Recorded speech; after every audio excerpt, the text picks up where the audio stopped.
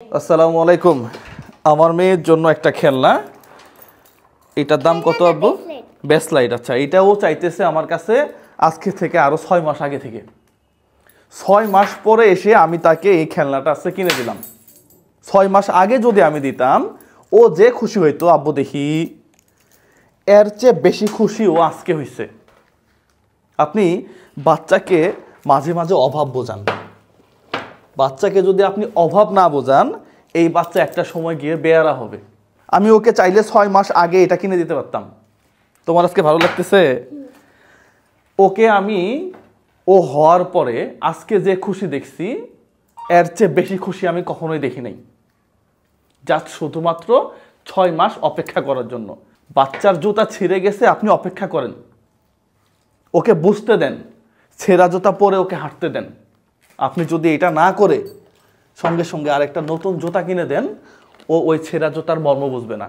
এটাই বাস্তবতা।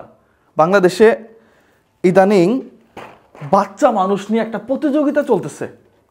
আমার কলিগ বলতেছে যে তার ভাইয়ের বাচ্চারে ভর্তি করাইছে 1.5 লক্ষ টাকা দিয়ে, মাসিক বেতন 20,000 টাকা।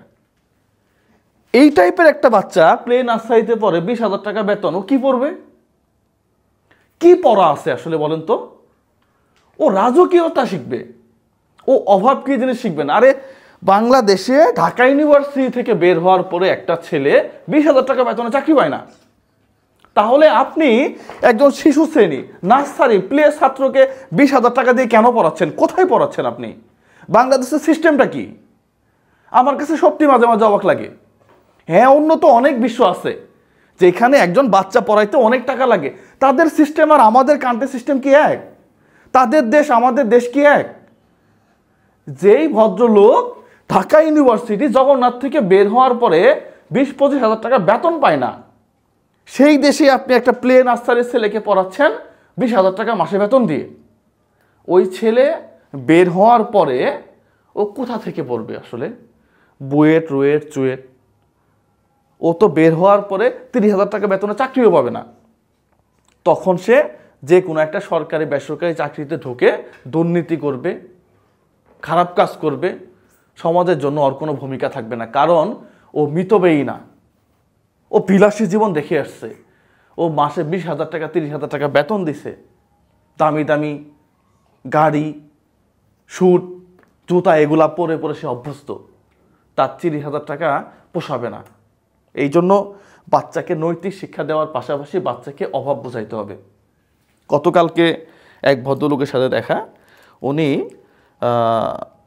ইউনেস্কোর একটা গবেষণা কেন্দ্রে আছে। আমাকে বলল যে বাংলাদেশে তারাই গবেষণা করছে, করে দেখছে এই যে পড়ালেখা, এই পড়ালেখার সিস্টেমটা একজন ব্যক্তির জীবনে 20% ভূমিকা রাখে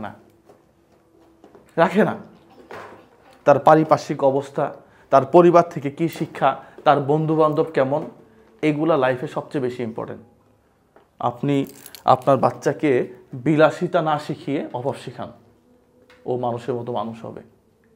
সবার জন্যই শুভকামনা।